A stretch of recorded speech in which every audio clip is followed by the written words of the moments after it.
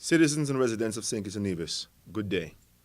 This week, the formal meeting of the Cabinet of Ministers took place on Wednesday, the 21st of May. This post-cabinet briefing details some of the highlights of that meeting.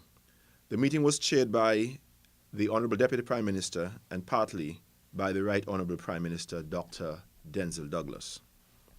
At Wednesday's cabinet meeting, Honourable Ministers were advised that since the development of the present curriculum for primary schools between 2000 and 2003, there has not been a review of the curriculum. It has been generally recommended that there should be a systematic and holistic review of the curriculum every few years to ensure that the curriculum remains relevant to the needs of society and the ambitions of our young men and women. In recent years, teachers and other educators have identified a number of challenges with the present curriculum, especially with regard to the scope and sequence of the content of a number of subjects. The Ministry of Education believes that these issues need to be addressed in a timely manner in an effort to further improve the quality of education in our schools. Better curriculum guides should improve both teaching and learning and reduce academic failure and related social ills. To prepare the Curriculum Development Unit, or the CDU, to undertake the necessary review of the curriculum, training workshops were held with a wide cross-section of key stakeholders in the latter half of 2013. The primary school curriculum review exercise aims to produce a revision of curricula for the following subject matters: language arts, mathematics, science, and technology and social studies. At Wednesday's cabinet meeting, extra budgetary support for the first phase of the curriculum review exercise was approved. Deputy Prime Minister Martin emphasized that the education of our nation's citizens is critically important and that every effort must be made to improve quality even further.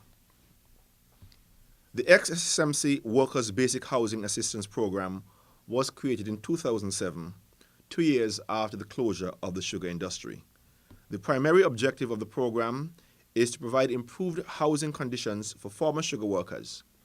Initial funding for the project was provided through a grant from the government of the Republic of Venezuela, which was used to finance 3 project components as follows.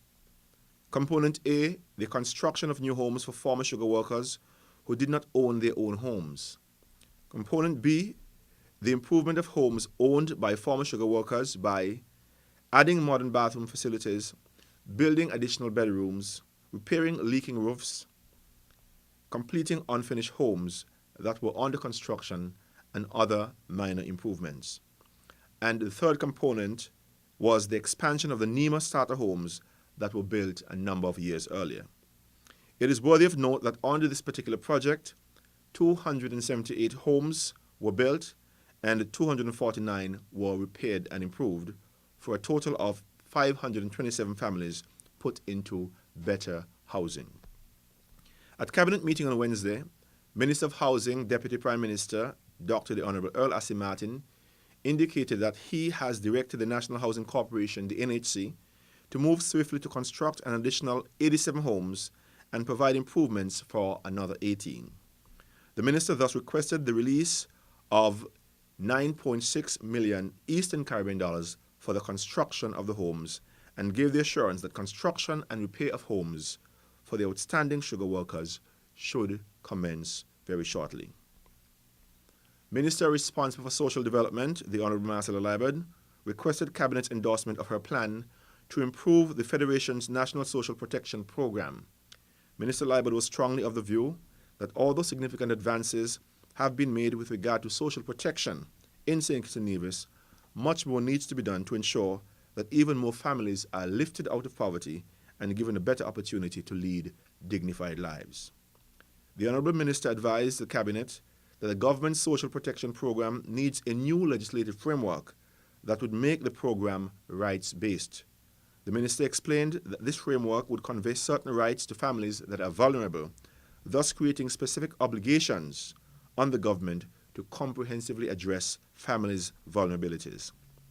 Minister Liburd was strongly of the view that families should not have to suffer before they are recognized as being vulnerable, but that mechanisms need to be put in place to deal with these matters proactively and comprehensively.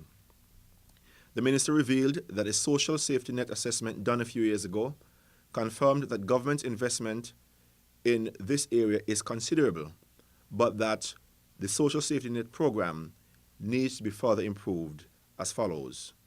1. There is a need for written rules with objective criteria for the granting of assistance. 2. Rules should establish clear processes and procedures for application, progress monitoring and evaluation, data collection, and privacy. Thirdly, beneficiaries should have available to them an adequate complaint and appeals mechanism. Fourthly, stronger institutional arrangements, including further training and improved staffing, are required to make this possible. And lastly, there's a need for strong and comprehensive legislative underpinning of these policy initiatives. Cabinet endorsed the new policy thrust of the Honourable Marcella Liburd, commended her and her vision and leadership, and approved the creation of a new law to achieve the objectives that the Minister outlined. The Honourable Minister, who is also responsible for health, used the opportunity to provide an update on the funding being identified to pursue the upgrade of the JNF General Hospital, including roofing repairs and the implementation of Phase 3 of the Hospital Improvement Project that will see the renovation of the back or the northern section of the facilities. Specifically, Phase 3 intends to improve the kitchen, cafeteria, central supply stores, the pathology area, and the mortuary. As the hospital is now connected to the teaching and training of students who are training for doctors or to become doctors, a new lecture area will be constructed under the project.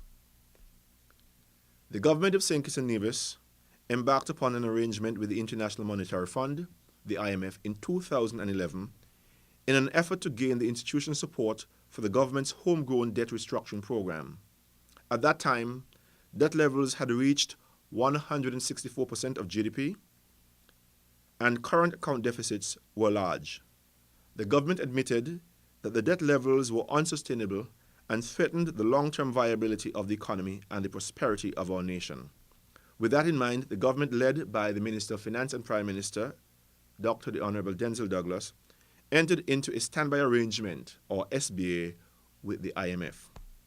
Under the arrangement, the IMF provided advice on the restructuring of the debt and the economy, provided financial support where it was required in the interim, and monitored the program and performance of the economy over the last 3 years. In addressing the debt and economic challenges, the government sought to put the tax system on a sustainable footing, negotiate debt with its creditors, settle huge debts with the National Bank by leveraging land assets, and it committed to improved fiscal management, procurement procedures, and other important reforms. In a joint cabinet meeting of the federal government and the NIA, the IMF lauded the government for its very outstanding achievements under its homegrown program that was being supported by the IMF. Ms. Judith Gold, IMF Mission Chief, remarked that St. Kitts and Nevis is a model for countries around the world. In addressing the joint cabinet, she outlined the following achievements. 1.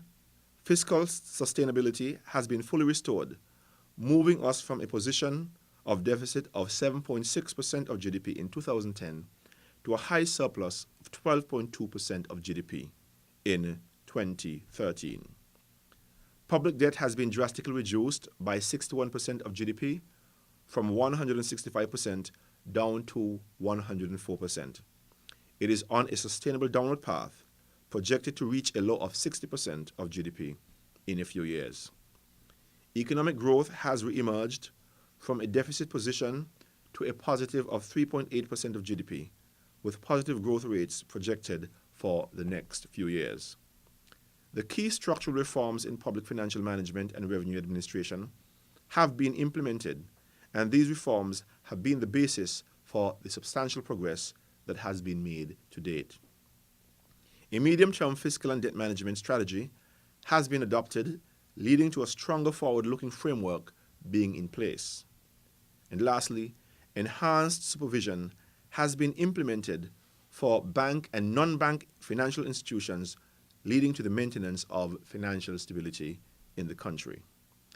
Essentially, the IMF monitored program has now come to an end after 3 years and 9 IMF missions to the Federation.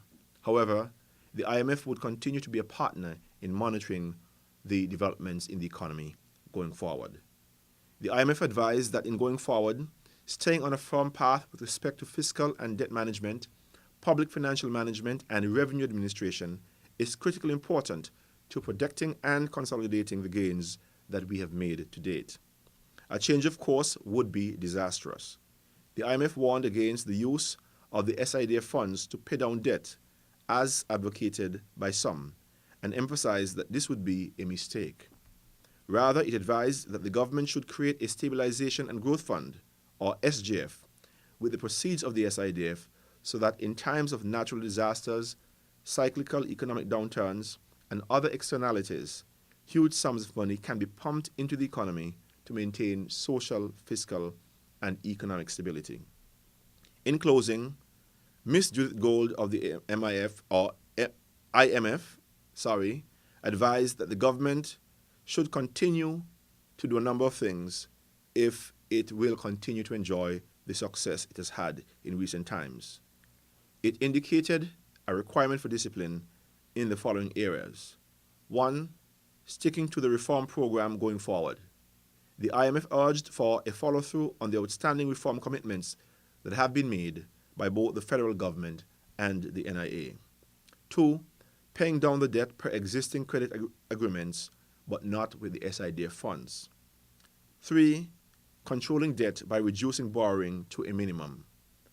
And 4. Controlling spending in line with income and national priorities.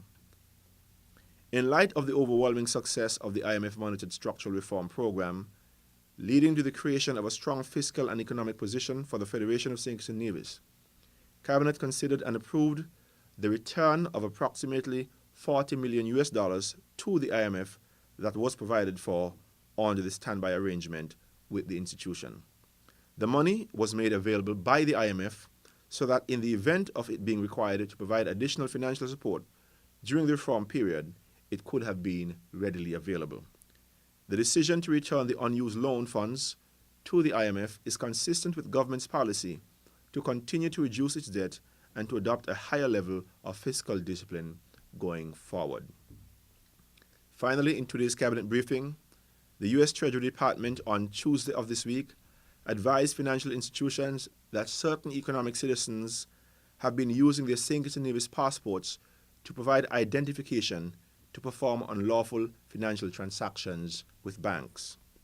The government had earlier been warned by the U.S. government through its government-to-government courtesy that certain persons were attempting to use their passport to provide identification to perform unlawful transactions. Because of this, the government is very happy to have these relations with the United States government. It must be noted that the Citizenship by Investment Program has since July of 2013 adopted a policy of not accepting any application from Iranian nationals whether they reside inside or outside of Iran. This is a continuing and ongoing policy. We have long stressed our commitment to working with regional and international allies to halt the spread of international crime. It was just earlier this week that I reported that St. Kitts and Nevis had signed a number of TIEAs, or Tax Information Exchange Agreements, with about 20 nations around the world as part of our government's commitment to the fight against harmful tax practices and related criminal activities. As a result of Tuesday's advisory by the U.S. Treasury Department, Cabinet discussed and decided upon some immediate changes to the program as follows. A CBI Oversight Commission will be established in short order to provide close, systematic oversight of the program and to report regularly on issues related to the improvement of the program.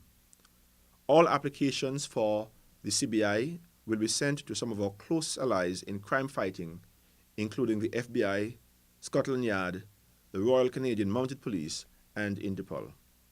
The essence of the U.S. Treasury advisory is to inform banks of the need to make more thorough identification checks on persons making financial transactions.